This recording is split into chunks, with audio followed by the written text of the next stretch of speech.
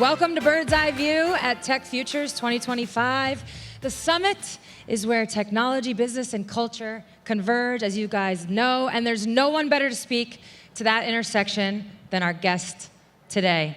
She's a WNBA champion, MVP, a longtime leader as president of the WNBA, and one of the most respected voices in sports. Please welcome Nneka Ogwumike.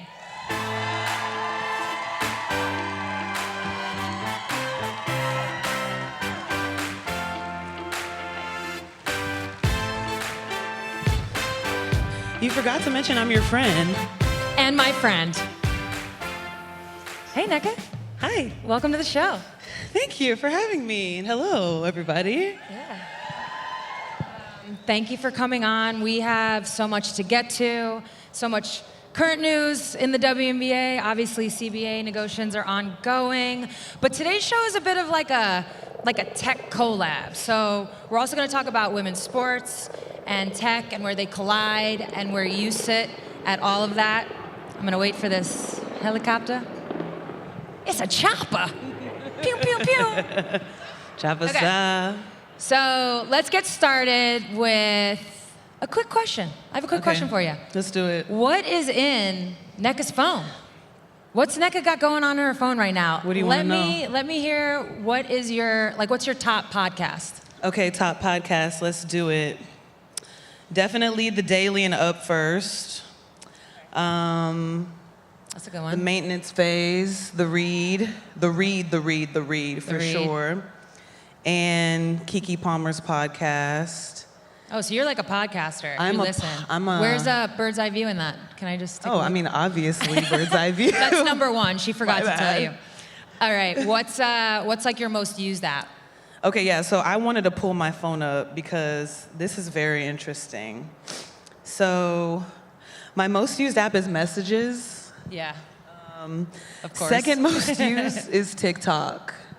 Oh, telling us I'm about one yourself. of them. I'm one of the millennials that's not gonna get left behind. And then my third most used is alarm.com. Alarm.com? Yeah. What does alarm.com do? So like alarm.com is my alarm system. Oh. So I have Like two, at your houses? yeah. Oh, okay. Yeah, so that's I was like, isn't there an alarm in the clock feature? I was very confused there. yeah, and then fourth is Google Maps. Fair. That's Yeah. how mine, I think my GPS is definitely up there. Yeah. Okay, so I feel like I know the answer to this. What social media app do you use the most? TikTok. TikTok. Yeah. So you're just like a straight up TikToker now. I am a consumer. I'm a doom scroller. I'm in the comments. I'm reposting. I'm sharing it to stories on other apps so that people can be directed towards TikTok. Okay, so, Yeah. you're on there. This is actually a perfect segue into where I want to start it with our conversation, which is social media, right? Plays such a role in everything. It's playing a huge role in the narratives, the conversation surrounding the WNBA. Right now, the league is in like a pretty tenuous spot. It's never been more successful, but there's been some bumps along the road, potential landmines from time to time. Right. As it grows, as you scale that growth. So overall, how do you think the 24-hour discourse we're seeing, like, do you think it's great for the sport, or do you think it hurts the sport? I think it's a part of the growth. You know, I think that with growth, you can have growing pains. You know, I think that's very natural for that.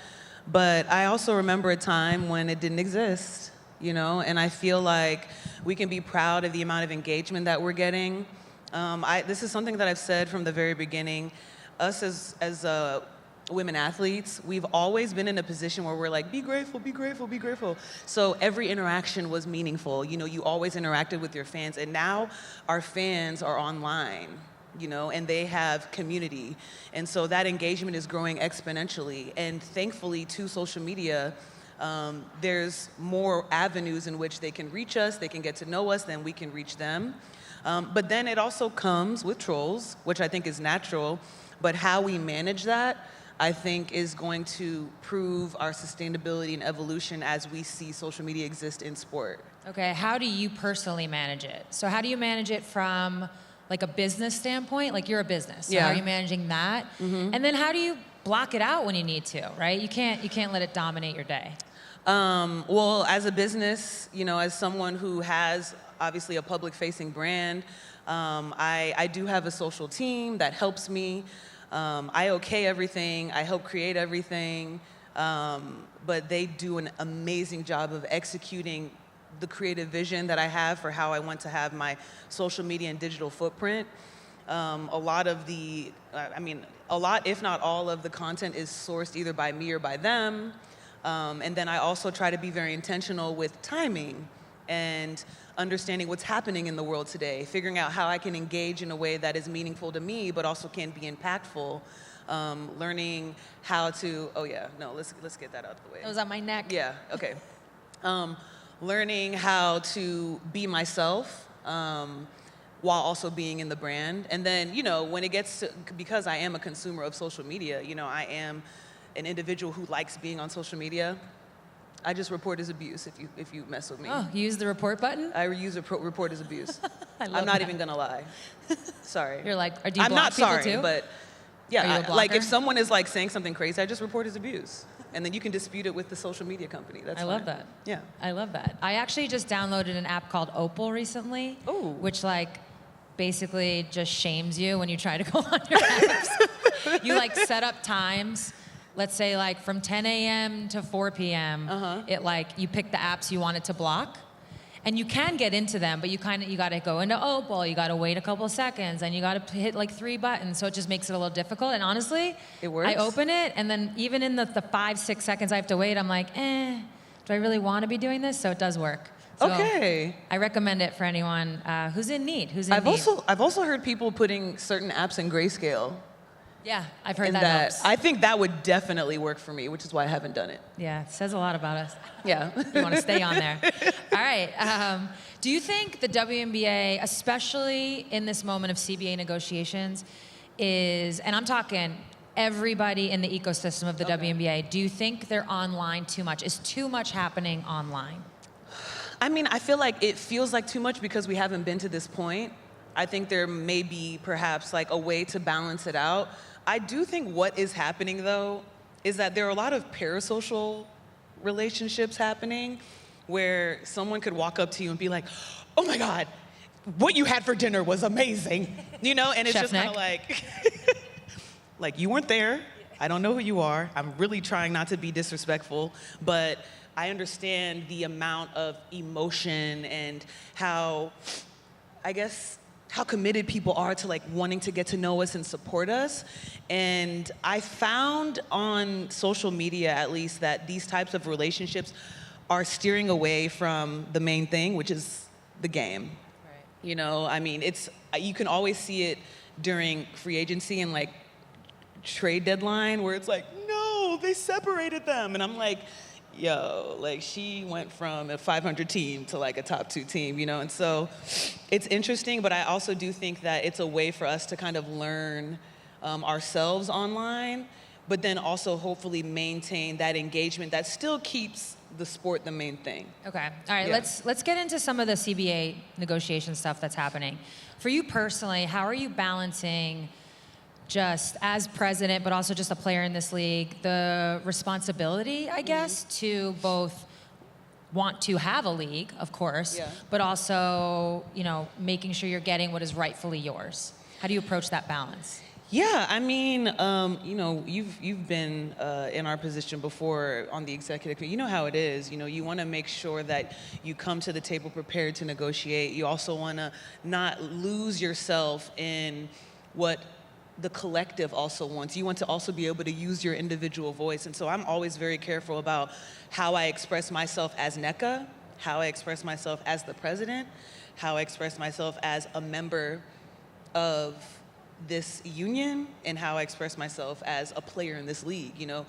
There is some compartmentalizing that kind of comes with that responsibility, but I've learned along the way that keeping quiet is not always the way to go. But leading through empowering others is incredibly important. I've done a lot of listening. Listening is very, very, very important. We did a lot of listening in our last CBA negotiation.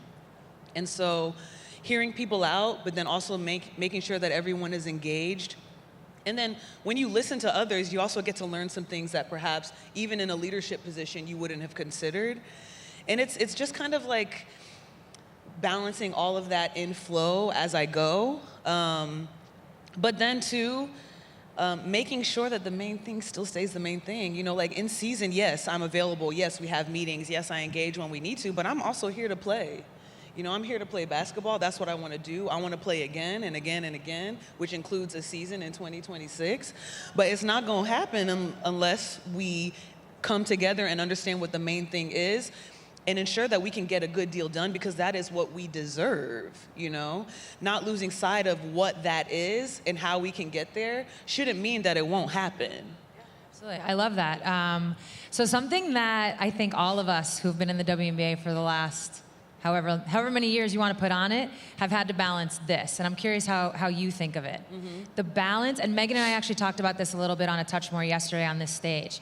The balance of pointing out discrepancies, mm-hmm. pointing out the injustice within the league, while simultaneously building your league up, right? I always think of this one particular moment. We were in the bubble. We had just negotiated to get there, which was very difficult. We enter our bubble season, and one of the laundry rooms was a proper shit show. It was disgusting. There might have been like a rat in there, definitely some Florida bugs. If anyone's been to Florida, the bugs there are like 8 feet tall. It was gross. And there's this moment where it's like, okay, do we talk about this? Because they're not fixing it. Mm-hmm. So do we talk about this publicly? But does that make our league look bad? Do we now look like all the narratives are telling people to view us, right? Like, not worth it, they don't make enough money. And so there's a little bit of a dance that happens there. How do you approach that dance? I mean, yeah, it is a dance. It's an intricate tango, really. And I think that's a perfect example. I mean, at the end of the day, you know, we're here because we love the sport. Everyone supports something that boils down to the sport and how we perform. Do we need it to perform? Then let's talk about it.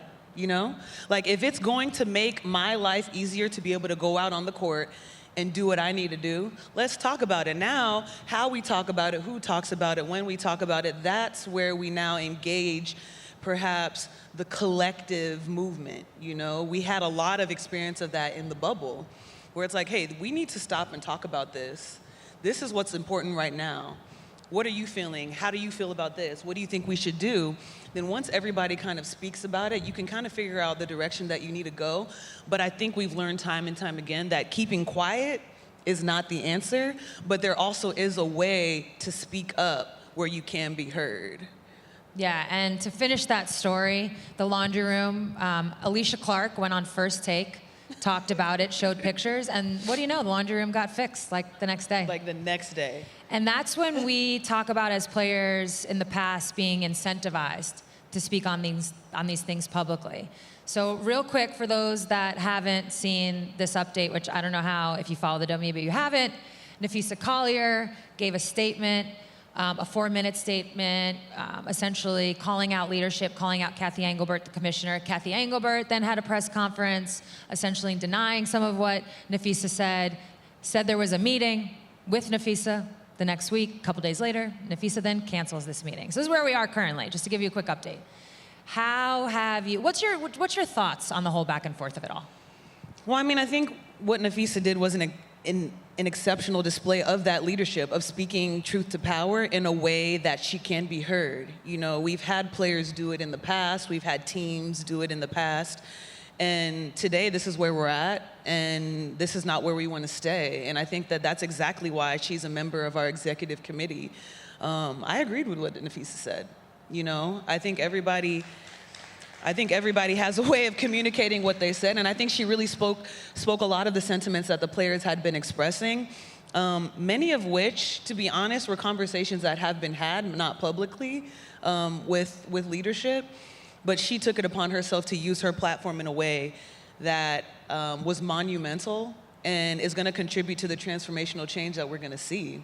You know, I think that there was still a level of, there's still much to be wanted from Kathy's comments. And I understand that we're not just in the middle of negotiations, but, you know, the playoffs are happening, you're trying to run leagues. You know, we have maybe perhaps the largest free agency on the precipice once this deal Maybe. gets done. It's the largest. Yeah. You all are free agents. We are all free agents. And so there's a lot on the line. And I think that's why Nafisa spoke up, you know? She definitely spoke to things that we talk about on the EC, and it's amazing as well for someone like her and for someone like Stewie to be in a position to kind of peek into what it's like to run a league. And I think that that's the advantage that we have in having players like that who are creating more opportunities and creating the growth that we want to see. For us to be able to do the same thing for the league that we all love and the league that we all play in. Yeah. Something else Megan and I talked about yesterday was this idea of trust, right? Trust in these negotiations. It needs to be built, it needs to be sustained for really any negotiation to be successful. This is also something that Adam Silver, the commissioner of the NBA, spoke about recently. What did you think of his comments? I disagree that it's personal. You know, we've been saying this from the beginning. I think maybe perhaps even since opt-out, it's business. You know, that's certainly the mantra that's been imparted upon us from the league. You know, this is business. I think that you can take it personally if you, perhaps, you know, naturally in a negotiation, you don't like what's being said, but you and I have been there. Yeah, it feels personal at times, but it's business at the end of the day. And I think that our players have been doing an amazing job. Our union members have been doing an amazing job of displaying our knowledge about the business and understanding where we want to see it go, which is for it to grow and for us to be represented in that growth moving forward. So I understand that, you know, relationships have to be mended in negotiations. You know what I'm saying? Yeah. Like, I think it's quite simple, really. Yeah. So taking a lot of the emotions that perhaps you have out of it can be alleviated in the negotiations. Absolutely. So I used to always joke about our last CBA. How many people are Jersey Shore fans? Like, we're aware of it? Okay, this is a hit or miss when I tell this story. But on Jersey Shore, they do this thing where they put on a shirt to get ready for the night, but it's not the shirt they're gonna go out in. It's the shirt before the shirt, okay? And I always said that our last CBA was the shirt, but it was the CBA before the CBA, because we knew we needed to, like, scrap some things out of it, scratch and claw, create a new foundation, so when the growth hit, we would be ready. This CBA, this next CBA would be ready to capitalize. And now that growth is finally hitting. So now that it's here, and the CBA definitely needs to reflect that, can you explain to everyone, like, first off, just the financial ask? Like, what's at stake financially? Yeah, I mean, you hit the nail on the head. The last CBA was the catalyst. I mean, the last CBA was the first agreement that we had seen that didn't resemble all the ones before it. And it kind of gave us a stepping stone to where we want to go. Moving forward now, I think you also hit the point of trust. You know, we were hopeful in the last CBA. We trusted what we're experiencing right now. And it's important for us to realize that that trust has to yield, that hope is now a reality. And we're talking so much about growth. We understand that we needed time to grow, which is what we came to terms with in the last CBA. But now the growth is here. The business is growing. And the only part of the business that doesn't grow is that represents the value of the players. And so what we're seeking simply is a salary structure that resembles the portion that the players get that grows with the business. That's all that we're really seeking right now. And we know that deal can get done, and we look forward to seeing it through. But we also know that negotiations have to happen along the way. They do have to happen. So just for those that don't know, because there is a lot of just different articles being written, different things being said. Every CBA before, potentially this one, the salaries and the salary caps have been set numbers.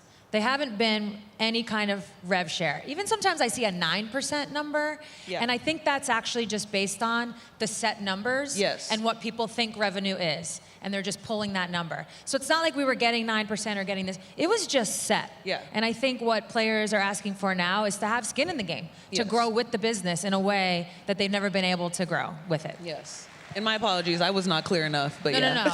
No, I wanted to make that point because Okay. I've seen it a lot. I've even had friends ask it, and it's like, no, trust me. It's been a set number that's gone up by a certain percentage every year that we did agree upon, but we weren't, or I should say you guys weren't in the position you're in now.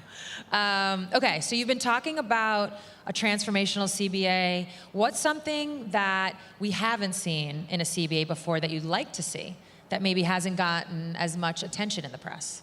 Oh, I mean, of course, everyone wants to discuss salary. We're looking to see a standardization of facilities. I think standardization is something that we're really seeking. We've moved past the narrative that having a practice facility is not a competitive advantage. To be honest, I think now with the majority of teams having their own dedicated facilities, not having one now is probably a competitive disadvantage. So making sure that we can standardize that process, seeing some language that contributes towards a retirement plan and retirement players. Let's go. We looking out for you. And me soon, y'all. Don't get it twisted. But we also know, like in the last CBA, where certain things have to happen for us to be able to have something a little bit more robust for players that have literally built this league. We want to start now incorporating language and a system that can reflect players being taken care of who obviously are the reasons why we're here today. And so I know that salary dominates a lot of the conversation, but those are some of the other big priorities that we're also looking to. Is there anything on like the coring? Oh yeah. Okay. I mean, we didn't want it last time. I know. We still don't want it. Yeah, I was curious if that was still on the table. The other thing you learn about being in these negotiations is like you're wanting to get like 10, 15, 20 things done. If you get 2, it's a win. It really is. It's really interesting. And so a lot of times, I feel like what I learned in our last CBA negotiation also was, you actually did it right when the minute you sign it, there's still more. Yes. In a way, that you did the best you could, because once something's in place, that's when you get to see what you're going to need in the next 5, 6, 7 years. Exactly. Yeah, so something else that's interesting about the job, speaking of not getting every deal point you want, you're not always going to get the win. It's a negotiation. There's an art to the compromise. What have you learned in this role about that? Oh, I guess whether it's the art of negotiation, the art of compromising, I think we used to say this, and I think it always still kind of applies.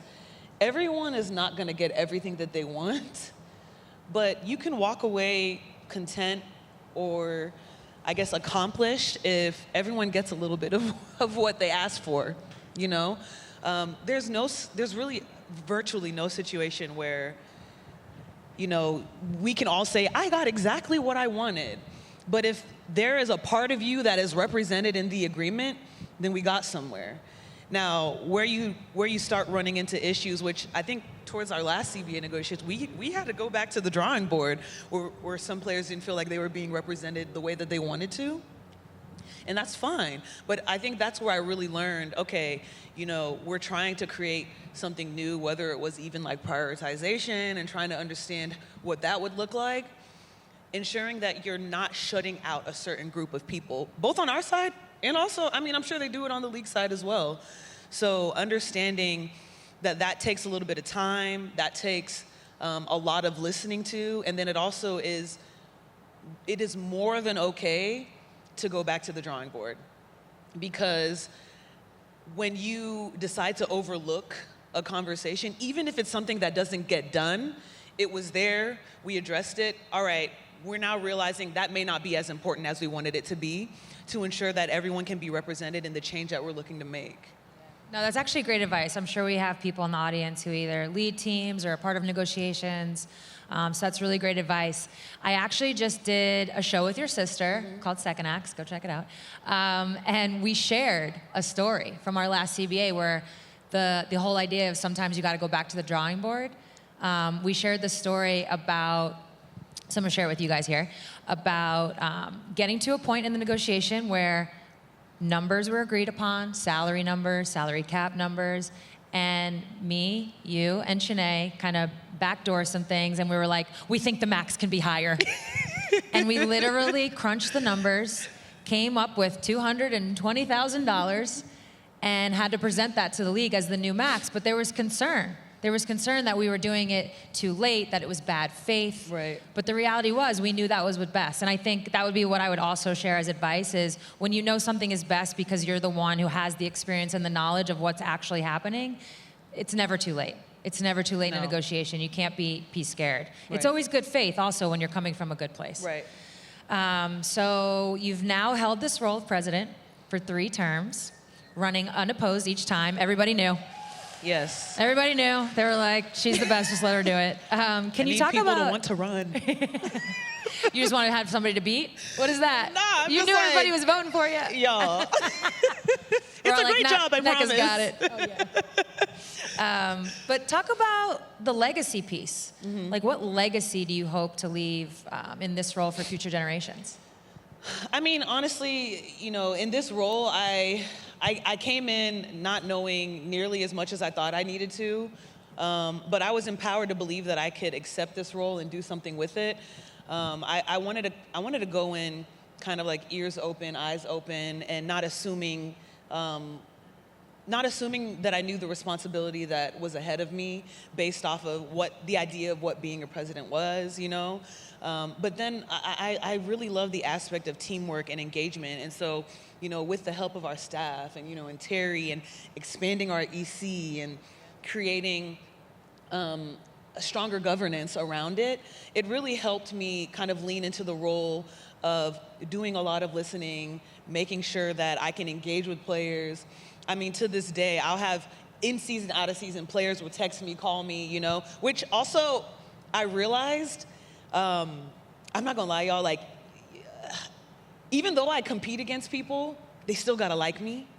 So, like, as president, like, I'm not gonna lie, the job would be very hard if, like, people don't mess with you. Yeah. You know? Uh-huh. And that took a lot of grappling for me, you know, because I felt like I was getting to a point where people were shocked when I would, like, you know, do something on the court, like, but you my president. Not right now.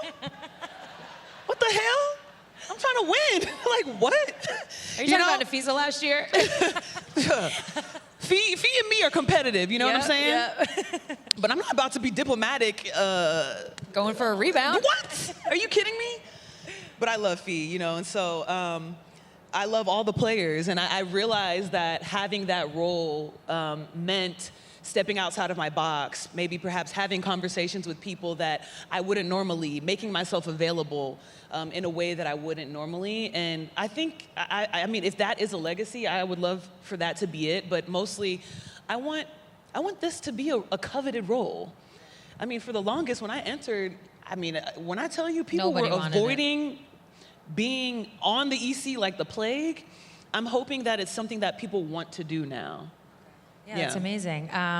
So wait, so what are you finding, like, in terms of your on-court skill, right? Mm-hmm. I don't mean shooting and passing. I mean, like, who you are as a player, how you approach the game.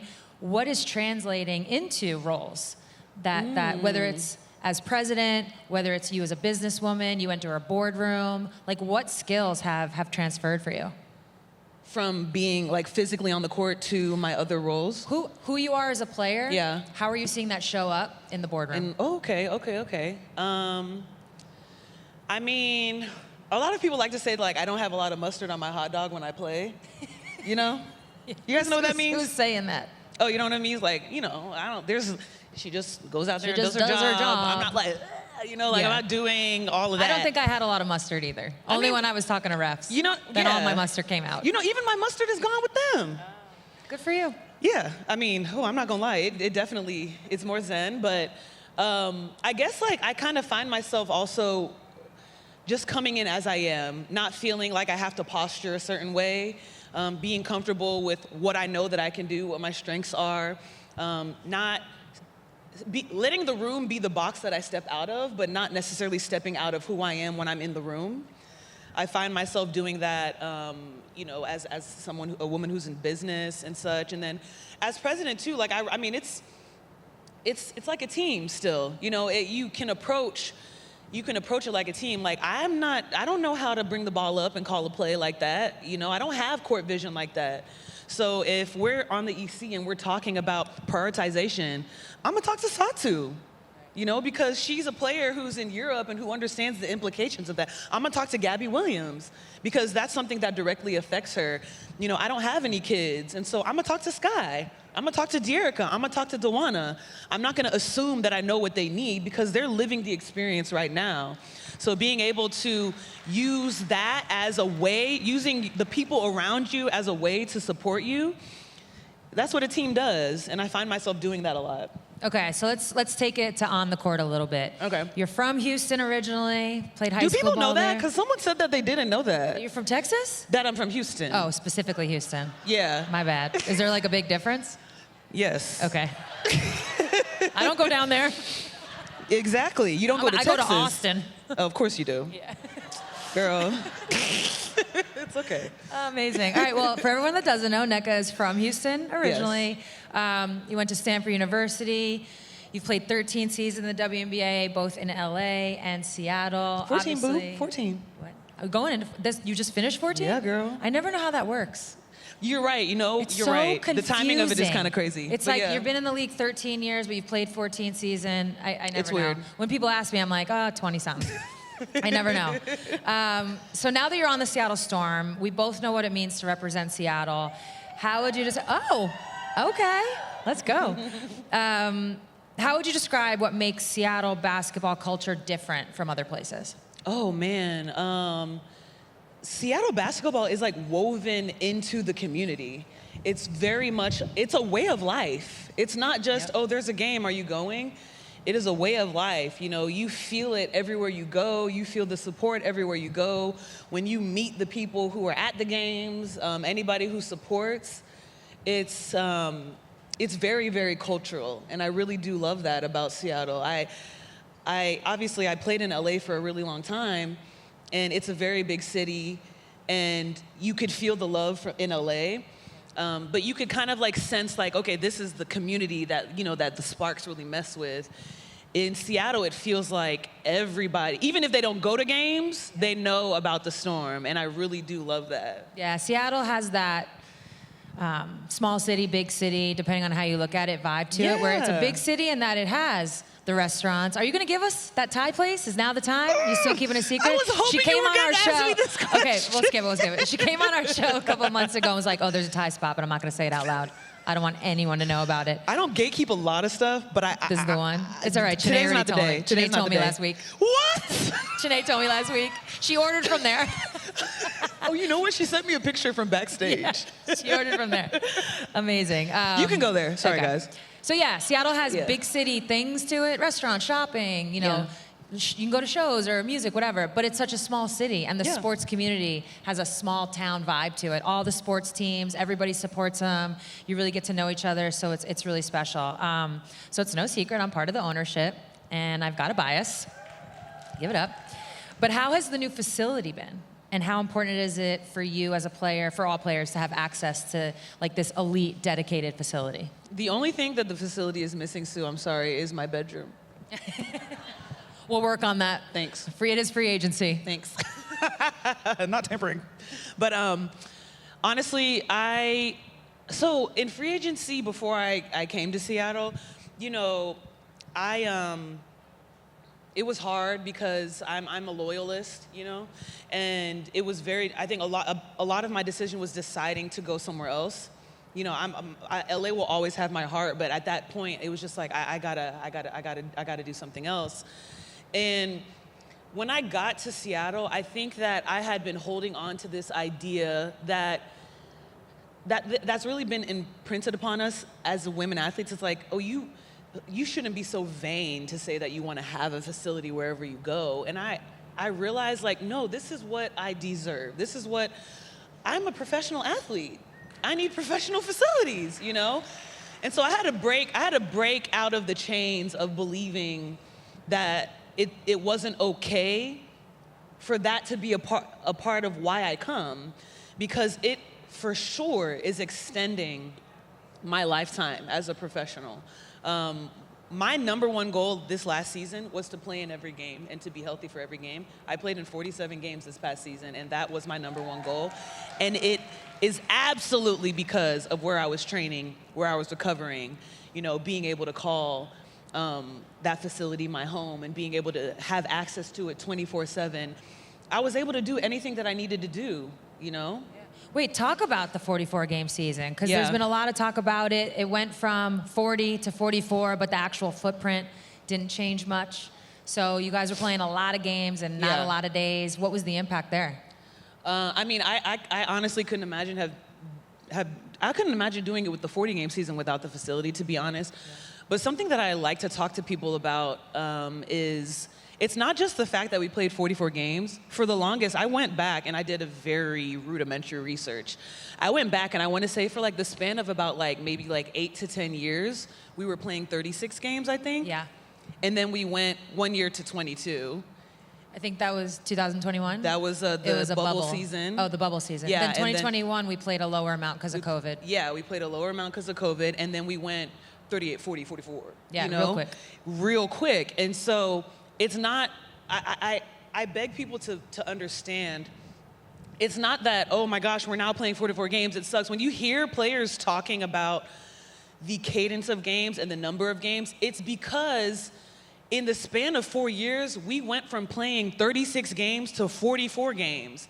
And now there's a game tonight, and typically in the past, if they win tonight, they would have won. They still got to win 2 more games, you know? Phoenix still got to win 5 more games, you know?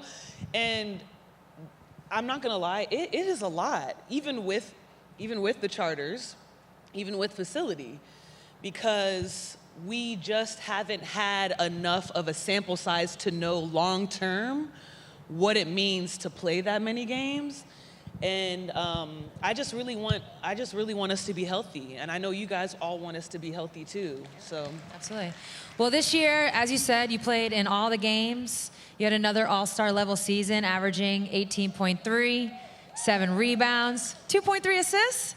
oh my God. Okay, let's go. You're 35, which is still young. That's why I'm saying it. How do you, at this stage in your career, define getting better? Ooh, that's a great question. Thank you. So one thing that I find that I'm doing is just new ways to maintain the interest, you know? Yeah. New ways to Keep maintain. it new, keep it fresh? Keep it new, keep it fresh, Okay. while also still having it contribute to what I need to do. And, you know, whether it was like introducing, I started doing Pilates like fully in 2019. And one time Susan had me do kickboxing and I had like shin splints for 2 weeks and I was like, That no. was out. I called her and I was like, sorry, this is a no. Cause like, I like to call myself Susan King Borcher? Yeah. She obviously is like the guru, and you guys saw her earlier today. Yeah, she was here. Yeah, so she's my strength coach, and I like to call myself like teacher's pet, because she'll be like, try this, and I'll like try it. I'm the same way. I call, oh my God, you're teacher's pet? I'm guinea pig. Yes, Yeah. okay. I'm like, she'll be like, do you want to try this? I'll be like, yeah. Sure, whatever. And then it passes down to everybody else. Right, I love seeing your videos too. Oh my God, I can't believe I have video. I always screenshot other, okay. We do this remotely. I worked with Susan as well, and so we use an app, because Susan lives in Portland. Not everybody lives there, obviously.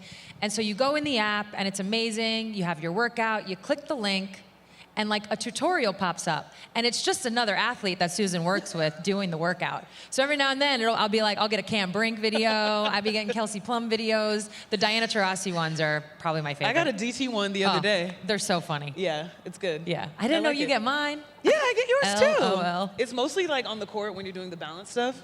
Yeah. Yeah, you rock at that. So anyway, I digress. And we're back to the show. Yeah. So, I mean, just finding ways to keep it fresh, you know.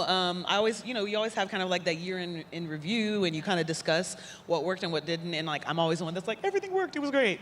But then maintaining the love for the game, also keeping things fresh. And I find myself now like, okay, I would like to incorporate activities, and I don't want to call them activities. I would like to incorporate training that I could also continue to do when I'm done. I don't want to just have this Like pickleball? You know, I've never played. I don't know how to play. I just played for the first time So like is it, 3 days ago. Is it really what it is? It's all right. Okay. I get it.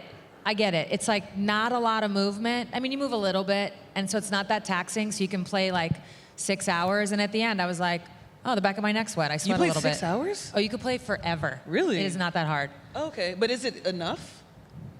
Define enough. Where are you in life? At this 44, about to turn 45, it was enough. I called it a workout. I mean, but you're in shape. Yeah. So you called it a workout? Yeah. You logged it in and everything? Yeah, well, Like, I took my Whoop off the minute I retired. Oh, did you? It was the first thing I did. Oh, no, We see, lost, I came home, I took my Whoop off. No, I'm crazy with it. I'm like the type of person that's like, let's compete. Actually, wait, let's get into the tech of it all. Okay. So tell me what are you doing from a tech standpoint? How is that helping you get better? Okay, so I have wearables that I use, but then also when it comes to I feel like all those gadgets that we use, that's all tech too, And with the facility, we used a lot of different tech that allowed us to kind of measure our load and such. We recently just got put onto Catapult. Obviously, I got my Oura Ring. Yeah. Tell us a little bit. What's your relationship with your Oura Ring? How are we? We go together. Yeah. Yeah, we do. I'm surprised that's not #1 app. Well, I mean, I should be checking on the Ring a little bit more than I should, but it can be a little shameful sometimes. I know. Mine is mostly with my sleep, though. It's not with my activity. It's like, are you stressed? And I'm like, yes, that's my baseline. So I don't really know what you want me to do about that.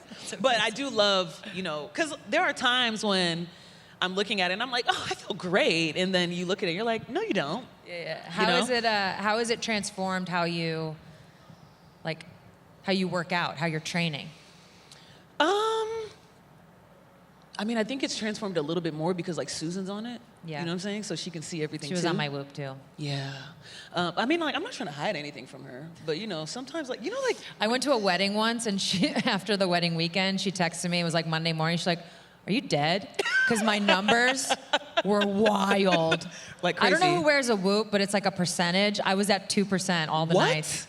Yeah. Oh wow. Okay. When I go, I go. Yeah. No. And as you should. Yeah. But I mean, for me, I guess it's honestly mostly the sleep that I struggle with. I struggle with sleeping. I'm not a napper. Okay. You mentioned Catapult.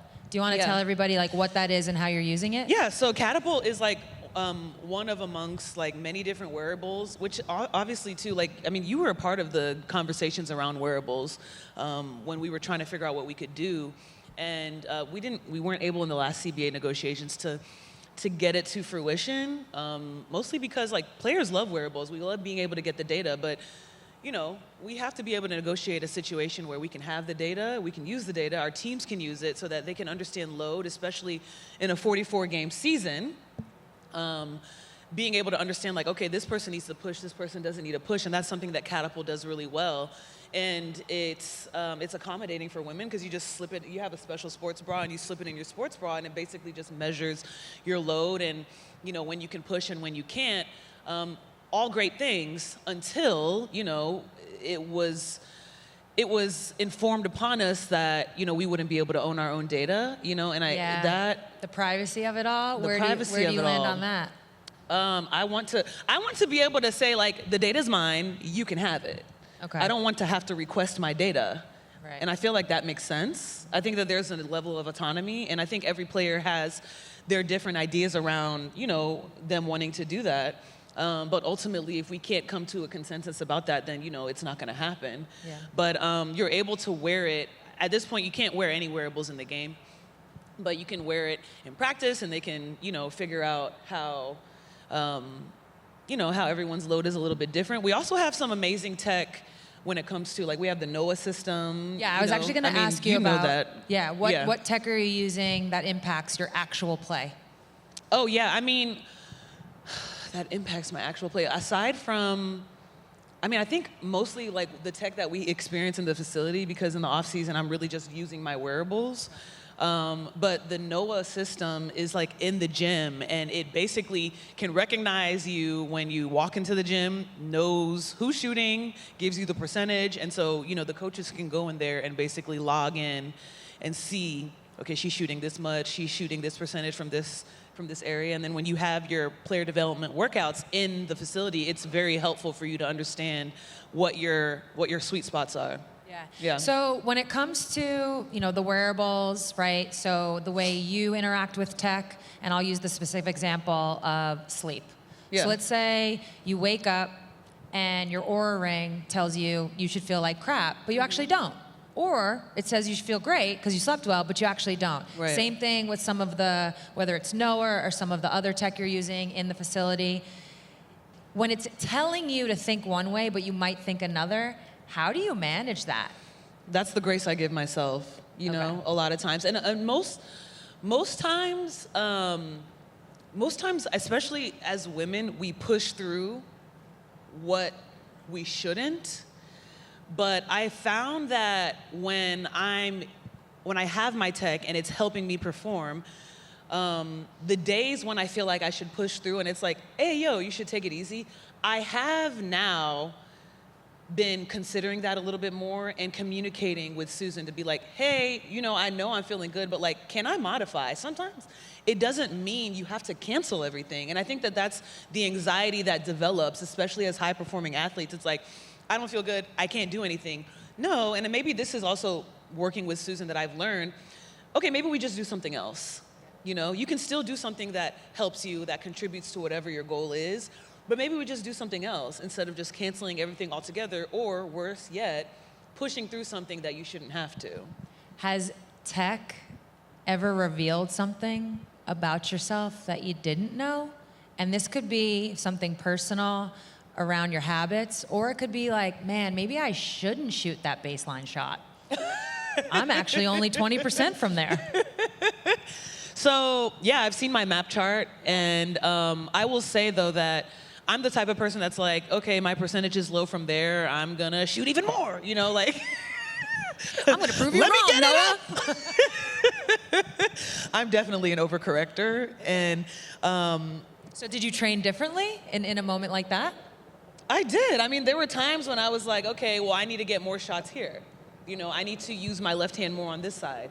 I need to, and a lot of times too, like it all comes together, the reason why you're perhaps shooting a poor percentage from this particular spot may have to do with footwork that you don't normally work on, it may have to do with other things. So how I'm shooting from here may not necessarily be something that I have to fix on the court. It may have to be something that I have to fix in the weight room. Okay, where are we at with AI? I mean, I literally just use like the search engine. I'm not trying to generate images like Chene. Chene sends me all these different images. The funniest one she ever sent me, I have to show you actually. Okay. The funniest one she ever sent me, she sent me, show me the WNBA with a bunch of money. And it was just like a whole bunch of players. It was like Scrooge McDuck. It's like jumping in the... Do you know Scrooge McDuck? Yes. Okay, thank God. So I just told him we were myself. we were like on the court, and it was like literally just like we were in like a pit of money, and I was like, Chene, what are you doing? Put it on your wall, man. Goals. I more so meant like it being used to evaluate player performance, predict injuries, maybe influence contract negotiations, like the information that you could maybe get from AI. Is this something that you've thought about at all? I thought about it. I haven't acted or pursued anything about it, but I understand that these are all probably possibilities and probabilities. Yeah. Definitely. Something that I was able to try was like the Meta VR glasses. Did you like it? It was amazing. Really? Put those puppies on. It was just like it wasn't a real game. I mean, it was a real game, but what's the word I'm looking for? It was fake. It wasn't happening in real time. We all can move on now. Yeah. So I put them on, and it was like the LA Sparks versus the New York Liberty. You're literally sitting at center court, almost as if you were a scorekeeper. Like that's the vantage point. You can move it around, and you're watching the game. I was blown away by it. Was it like a real game? It was a real game. Not a live one, but a real one. Yeah. Yeah. That's the word I can't. It's a demo. Guys, it was a demo. There you go. So it was a demo of a real game. And I was blown away. And my first thought was, wow, like fans are going to be able to experience the game in a way they never could before. It was pretty trippy. I looked to my right. I saw Sandy. She was like right there. I was like, crazy. Cute outfit. I looked to my left. It was Lynn Roberts. You're really in the game.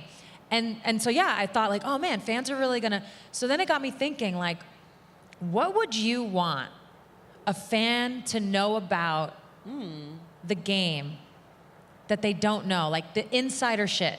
Ooh. Like, what would you want them to know or understand? Man. I mean, our fans are so in tune. I don't even know how deep I can get because I'm still trying to explain to family members that, like, I know I can't meet the morning of the game. Yeah. You know? Yeah. I don't think people understand that you have shoot around and you have all these different things that you do. When we get to the game 2 hours beforehand, all of the stuff that we're doing before. But like our fans are in tune. They totally get it. Yeah. But I think actually it was interesting. We were playing, it was our last game playing in Indy, and it was, oh, okay, yeah. Oh, all right now. The one. I see you, hold it down. We were playing in Indy, and like we had a moment, you know, like you have a little bit more time when it's not your intro, so like we're just sitting there. And for me, I mean, I don't want anyone to like think that I'm ignoring them. When I'm on the court, y'all, like I literally tune everything out. So people be yelling my name, and I try my best to like do my job, but then also like engage when I can. But in that moment, in a very rare moment, I was drinking my water, getting ready, and I asked two fans that were sitting behind us. I think one had like a Seattle jersey on, and then it was a friend group, and the friend brought the other friend to the game, and I was asking them like, okay, you know, when you guys sit here, are you guys sitting here to be close to us? Or do you actually like being able to like watch the game from this perspective? And it was that guy's first time. And he was like, I don't know, my friend just brought me. But I thought it was interesting because I always wondered why people like sitting there. Because I think that, now this might be difficult. I think as a fan, if you're sitting that close, don't watch the game and only pay attention to what happens on the bench, in the timeout. Pay attention to what people are talking about, who people are looking at. I feel like if they were to engage in our bench, you would learn so much. Yeah, that's exactly what I thought. So the one thing about the VR is you can't go in the huddle, like you can't move it. Like the angle is the angle. But I think if there was one thing that I would want fans to know, it's how difficult it is to be in a timeout in an intense moment in a game, to have a coach come in, because you know they had to do their little like pre-huddle thing that they do. To have a coach come in, they have 30 seconds to draw a play, to explain it. You have to pay attention, you have to take it in, you then have to leave, you have to go on the court, and you have to execute it. Yep. And just from like A to B to C to Z at the end, how difficult that is, because I think a lot of people are very judgmental. Yes. When a play doesn't work. Of course. Or if it's, how'd they not get a shot? Right. Now, don't get me wrong, I've been that person sometimes. Yeah, when they don't same. get a shot at all. Yeah. And I'm watching a game, I'm like, wow. Yeah. But I've also been in that huddle, so I know something must have gone wrong. Right. But at the same time, I also know how difficult it is. It is so difficult. It's and I wish hard. people could understand, like, that moment is so stressful. It's happening in literally a split second. And we're all just out there trying to do our best. And bonus points for motivating us after drawing up the play. Like if you rah-rahing us too, that's hard as hell. It's hard as hell. Now my question is though, with those VR glasses, would they charge the same price for courtside tickets? I am not aware. I only did the demo. All right. But I did get a free pair. That's a premium seat. Give me a free pair. Okay, I do have one game. Before we get to the game though, Okay. just real quick. You've worn many hats.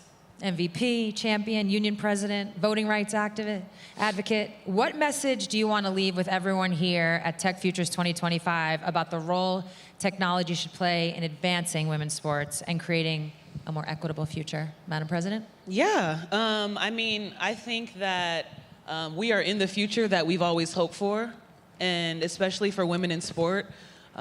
We've dreamt of days and times where we are the main thing, you know? And we owe it to the amplification of who we naturally are through tech. You know, whether it's as simple as social media and hearting a comment, or even me being able to come in and jump into the hyperbaric chamber at my facility in Seattle, you know? There's so many different ways that this is enhancing the game, and we all play a part in it. Whether we're using or creating or inventing any aspect of tech, we have to contribute to it. But I think what I want to impart upon everyone, or what I want to leave with everyone today, is that we have to also continue to see representation of that tech that is helping us grow. So the tech that we use is gonna work better if someone who looks and lives my experience is contributing to it. Whether it's also being used, whether it's also being created in that way, if it's also being branded in a way, you know, for us to be able to continue to help this beautiful thing that is women's sports grow. And I want to be a part of it, even if we are just consumers. Because like I said, I'm a millennial that's not going to get left behind, and we don't want anyone to get left behind. So we're all contributors to this innovation that we're experiencing in women's sports. Well said. Okay. I usually don't play games on Bird's Eye View. This is usually a touch more thing. And we usually do bench, start, cut. But today, I'm going to... Oh, thank God for that one. I'm so glad you're not doing that one. We did WNBA couples yesterday with Natasha Cloud. That was a doozy. Okay, I made this game up. So the name of the game is Who Said It? Perfect. I'm going to read you a quote. Oh, God. It's from the WNBA ecosystem. Okay. And you got to tell me who said it. All right. And we're going to start off super easy. Okay. Who said, "I'll see you in the lobby later"? DT in the bubble. That's correct. Yeah. Okay, this next player said, "I'm in a Birkin right now, so I got to make sure I don't drop down to a Target bag. I got to stay in my Birkin." That's Courtney Williams. That is correct. Last year's playoff run. Okay. Describing her gay teammates' defense, this player said, "The way she can just get her hands on balls. And that's a woman with a wife." Oh, my God. No influence. Okay. No influence. That was wrong, by the way. Oh, it was wrong? Yeah. Oh, okay. Where did I hear this? Oh, my God. She's currently still playing. Oh, Asia? Yes, that is correct. Asia Wilson said this about Chelsea Gray. About Chelsea? I knew who it was about. I just couldn't remember. Okay, anyway, go ahead. Okay, next up. At halftime of the 2025 All-Star Game, when asked about giving her team a pep talk, this player joked, "Oh no, we're going to listen to Glorilla, maybe get a drink." Oh, that's Caitlin Clark. That is Caitlin Clark, correct. I need like a ding, ding, ding. Okay, two more. Okay. Also, during the 2025 All-Star Game halftime show, this was said to describe the lack of defense she was seeing. Because like a girl's trip to Cancun, right now, there's no D. That was L. That was Elle Duncan. Ding, L. ding, ding. Your sister, Chanae, followed that up with, "Elle, you're in timeout." She did. You're in timeout, Elle. She did. Okay, I like this game. What? I like this game. Oh, really? Yeah. I'm gonna have to keep it. Okay. All right. Last but not least. Okay. Quote, "I told myself to just let the game come to me.